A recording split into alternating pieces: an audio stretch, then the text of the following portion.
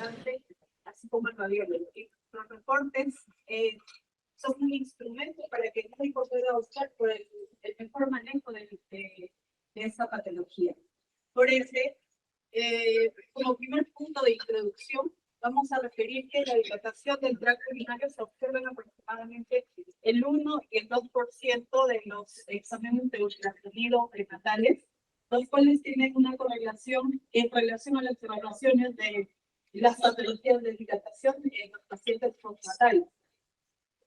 Este número se va a ir incrementando, puesto que los médicos están solicitando más de esos estudios y en relación también a la tecnología de los aparatos de ultrasonográficos se nos van a permitir determinar, poder identificar las patologías que nos generan riesgos postnatales, ¿no? Del 70 al 80% de estas dilataciones del tracto urinario son de tipo transitorias o fisiológicas. ¿A qué se refiere esta terminología? Puesto que durante la evaluación que estamos realizando, generalmente los pacientes podemos ver la distinción tanto del uréter proximal como del uréter medio, pero que durante nuestra evaluación o tras la evaluación postfuncional vemos que se encuentra resuelto. El tercer punto, que es el punto al que nos dirigimos, que es la importancia del ultrasonido, que nos permite iniciar el flujo de evaluación del sistema excretor. Es nuestro punto de entrada para poder determinar con estos hallazgos, ver si va a requerir estudios de mayor complejidad. Nuestros hallazgos también van a determinar las posteriores controles y asimismo, como les había referido, es un instrumento para que el médico tratante pueda guiar o seguir un manejo, ¿no? Como verán, existe una importante variabilidad en las recomendaciones del manejo de la dilatación del tracto urinario, pero esto está en relación a las distintas clasificaciones que existen. Pues para el estudio de esta patología, al hacer una revisión retrospectiva, vemos que existen como 5 clasificaciones, las cuales también recomiendan un manejo, determinan un periodo de control ecográfico de manera distinta. Por ende, cada médico tratante, el urólogo o el nefrólogo, pues tienen una variabilidad en cuanto al nivel. Pero en la competencia del médico radiólogo también hay que tener en cuenta que nosotros manejamos una amplia terminología y una escasa estandarización en la evaluación por ultrasonido, porque también manejamos o estamos o nos han formado con una clasificación restrictiva.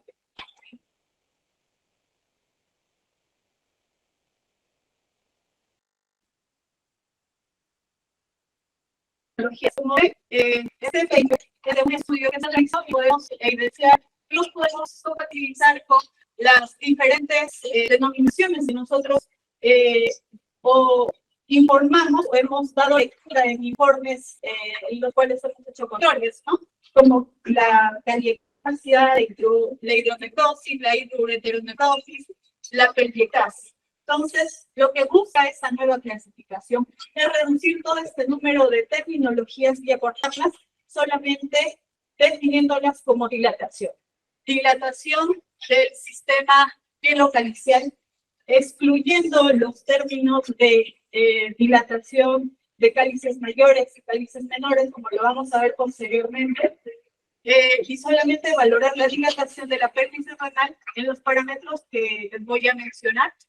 Y si es que hubiera un componente adicional a él, es necesario describir. Ahora, ¿por qué esta clasificación se debería utilizar para las patologías que generan dilatación del tracto urinario?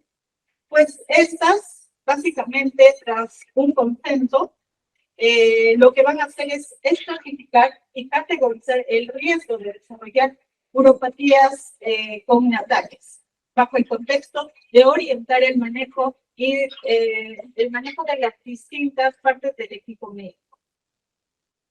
Esta clasificación también permite la comunicación fluida y una efectiva entrega de la información clínica entre las distintas áreas de especialidad involucrada, puesto que la comunicación no solamente se da entre el médico radiólogo y el paciente.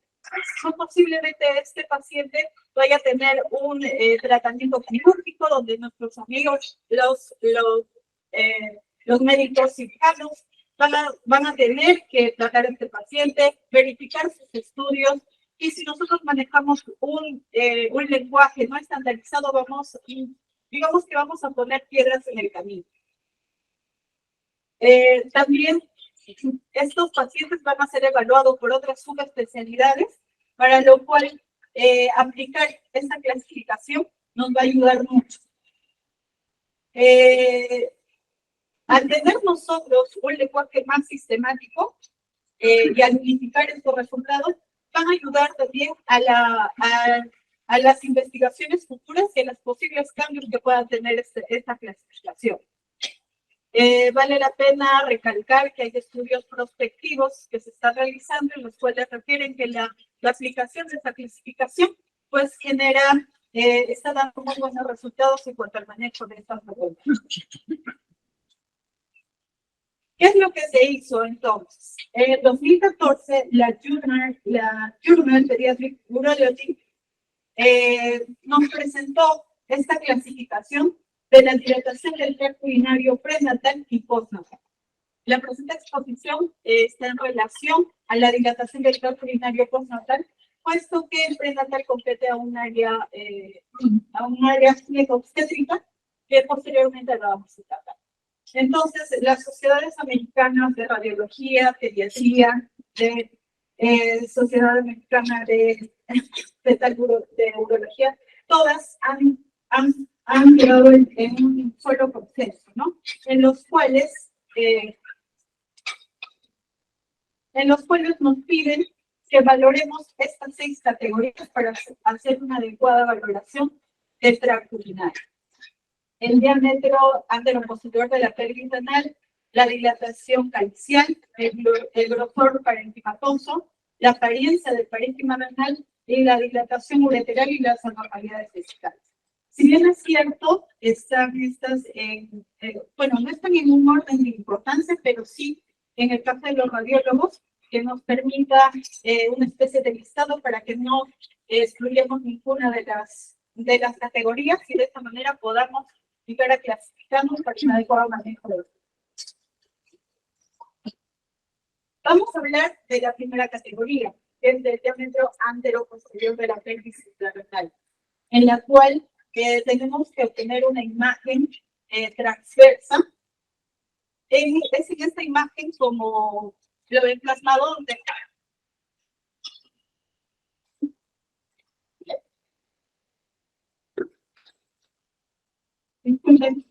es en esta imagen donde vamos a valorar el diámetro máximo transverso del parénquima, perdón, de la pelvis intrarrenal.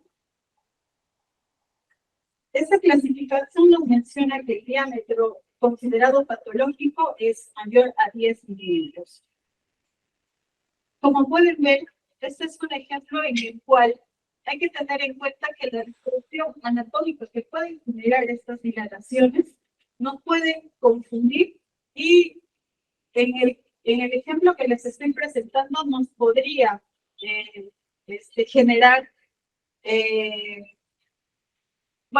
una medición poco errónea de lo que es el diámetro anteroposterior de la pelvis intrarrenal.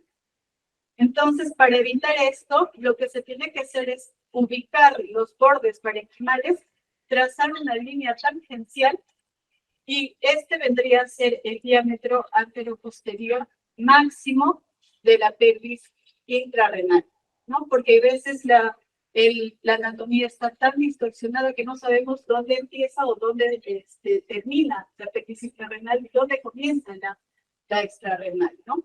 Entonces, ese es el tip que nos puede ayudar para poder determinar dónde podemos hacer la medición, porque hay una gran diferencia entre hacer una medición de 4 milímetros con la de 10 centímetros.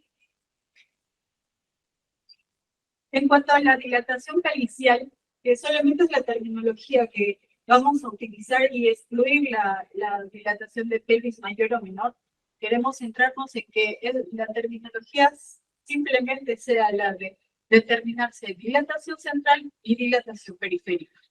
La dilatación central básicamente es la visualización de los infundíbulos, que es la que nos, bueno, aquí en esta imagen podemos identificar, ¿no?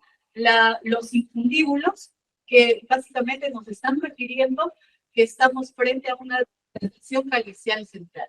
Son como unas estipulaciones que podemos evidenciar en el seno renal. Basta con encontrar una estipulación y ya la podemos considerar como una dilatación central.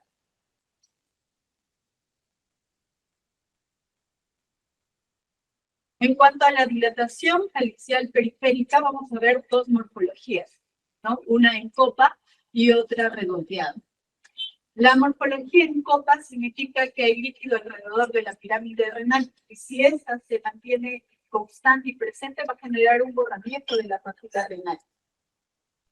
Muchas veces el hecho, en el caso de la dilatación calicial periférica de tipo redondeada, le encontramos no.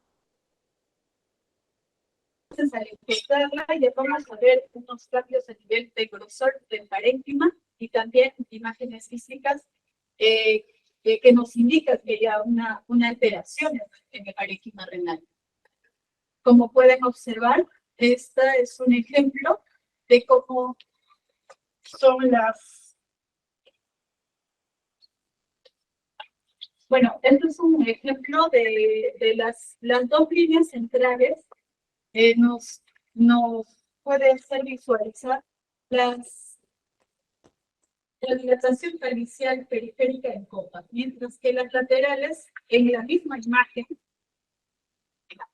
Entonces acá podemos ver la morfología en copas de la dilatación calicial, pero también a la vez pueden estar presentes las dilataciones de tipo redondo, ¿no? Y acá podemos observar netamente que este riñón se encuentra predominantemente dilatado, una dilatación periférica con su morfología redondeada, donde vemos una alteración en el parénquima, así como también imágenes que nos están haciendo, bueno, nos están indicando que se está generando grandes cambios que pueden alterar la función renal.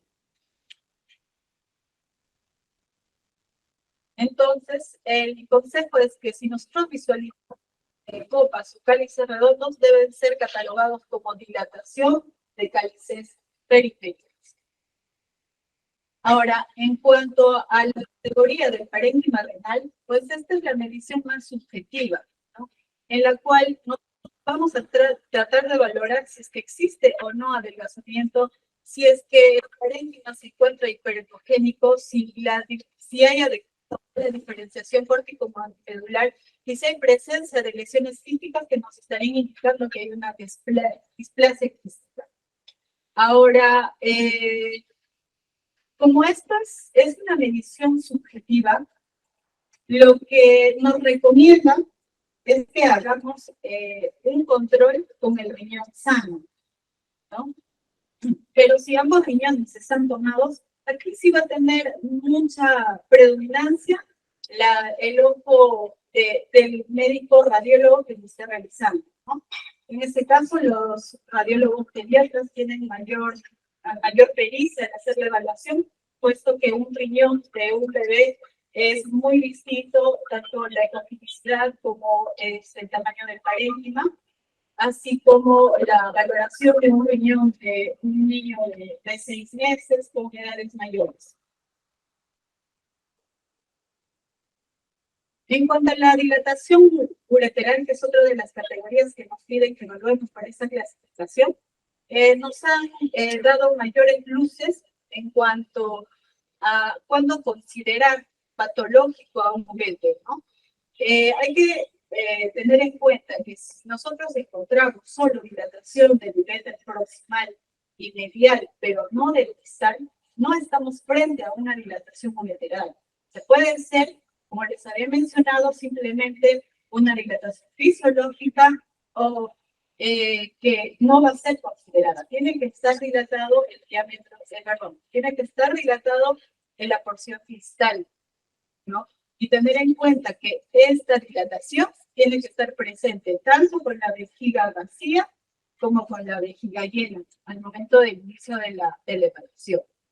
Tenemos que tener el mayor diámetro y, como les vuelvo a repetir, es importante que sea de tercio distal. Las dilataciones ureterales sin dilatación piérica ni calicial no van a entrar en esta clasificación.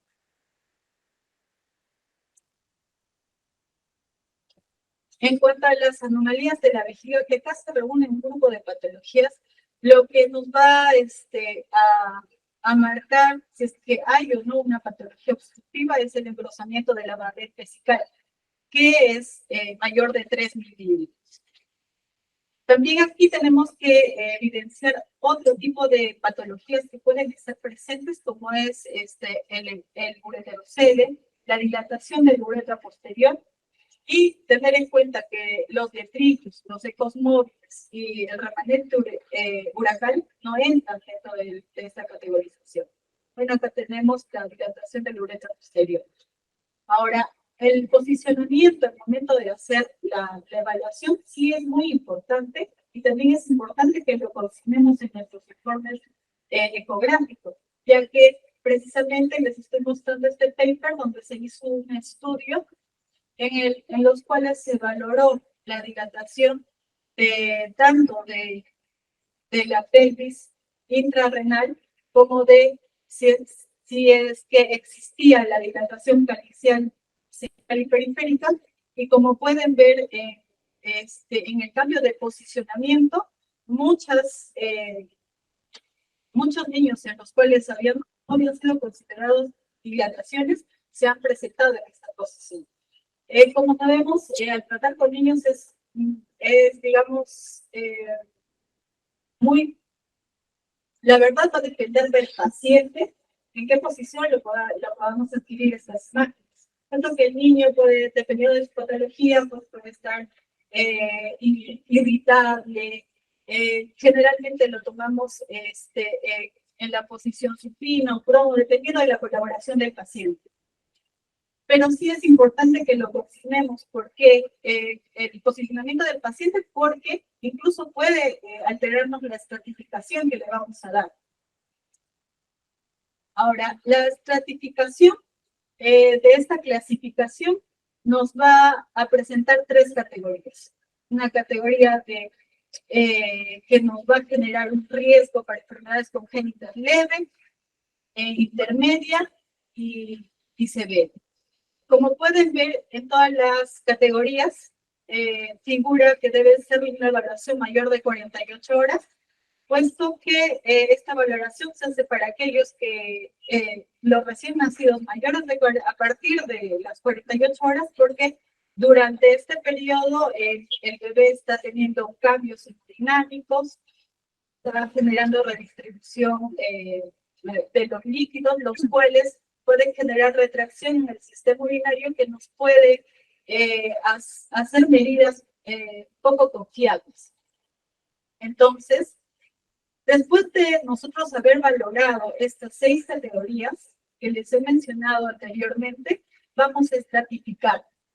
Dentro de la categoría P1, vamos a considerar el diámetro anteroposterior que vaya, el diámetro anteroposterior de la pelvis intrarrenal que vaya de 10 a 15 milímetros. Que haya una dilatación calicial central. Si nosotros encontramos solo dilatación calicial central, pero vemos que el diámetro anteroposterior de la pelvis intrarrenal es menor de 10 milímetros, también la vamos a considerar como P1. Porque lo que hace la estratificación es que nosotros tengamos los mínimos factores que pueden estar generando cambios en el riñón del bebé que posiblemente puedan, digamos, si es que llegan a progresar, generar algún problema en la función renal. Para nosotros estratificar en T2, los valores van a cambiar en cuanto al diámetro anteroposterior de la pelvis intrarrenal, que lo consideramos mayor de 15. Aquí es donde tenemos que tener en cuenta si estamos evidenciando si hay una dilatación calicial periférica o si encontramos engrosamiento a nivel del uréter distal, que recordarlo, es del uréter distal. Entonces, individualmente, o bien podemos encontrar la dilatación de la pelvis renal, o bien podemos encontrar la dilatación calicial periférica, o basta con encontrar anormalidades en el uréter, la vamos a clasificar dentro de P2. En la clasificación de P3, no solamente van a estar todos los puntos designados en P1, sino que también van a entrar acá las alteraciones en el parénquima renal, la disminución de la ecogenicidad, las alteraciones a nivel de la vesícula, todo lo que nos está informando que hay un peligro en cuanto a la función renal. Y bueno, este paper es de la última actualización que se dio en 2001 de esta clasificación, donde lo único que nos vuelven a recalcar es que el uréter tiene que, en cuanto a la clasificación de T2, nos refiere que el uréter tiene que tener un valor mayor de 4 milímetros, que tiene que ubicarse en el extremo distal, y en cuanto a la clasificación P3, si se dan cuenta, hay una disminución en cuanto a la medición del diámetro anteroposterior de la pelvis intrarrenal, ya que básicamente lo que nos están, los signos que más nos interesa, pues son las alteraciones que se han producido en el parénquima renal. Los aspectos principales de la clasificación, que hay que tener en cuenta que esta clasificación se ha creado para afecciones congénitas, se busca evitar los términos subjetivos, como ya les había manifestado, como cálices mayores, cálices menores, y empezar a utilizar las terminologías de cálice central y periférica. Evaluar y hacer los controles en la misma posición y también consignarlos en el informe radiológico. Y si nosotros encontramos una dilatación uretral sola sin otro hallazgo, pues recordar que no entra en la clasificación. Tengamos en cuenta que si vemos cambios a nivel del parénquima, pues la severidad es mayor y hay mayor compromiso de la función renal. Bueno, estos son unos ejemplos. Esto es una clásica de categorización P1, donde podemos evidenciar la espiculación que nos indicaría la dilatación central calicial, a pesar de que el diámetro anteroposterior de la pelvis intrarrenal se encuentra en 3 milímetros, esta vendría a ser categorizada como P1. La presencia de las tipo de dilatación calicial periféricas en copa nos estaría indicando que nos encontramos dentro de la...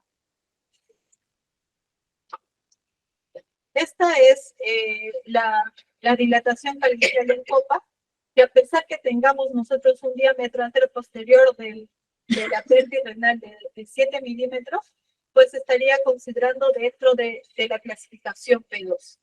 Si nosotros, como vemos, si observamos una dilatación calicial periférica, el diámetro anteroposterior también no es el consignado, pero observamos que hay una dilatación del tercio distal del uréter, la vamos a consignar como una P2.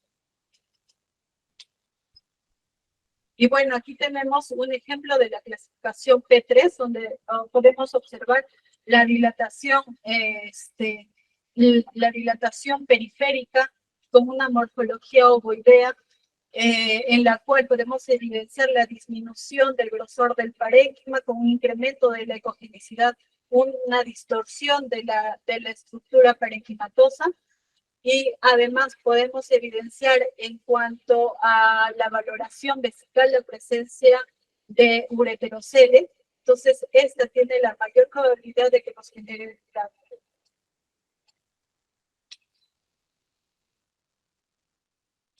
En el caso de las consideraciones, si tenemos pacientes monorrenos, tenemos pacientes con ectopía renal, trasplante renal o doble sistema pielocalicial, esta clasificación considera que los monorrenos, en el caso de la ectopía y el trasplante renal, se va a utilizar la clasificación sin ninguna consideración especial. En el caso del doble sistema pielocalicial, vamos a clasificar cada sistema pielocalicial por separado, lo vamos a describir y vamos a concluir con el UTD de mayor grado. Y bueno, este es un informe estandarizado en el cual se está sugiriendo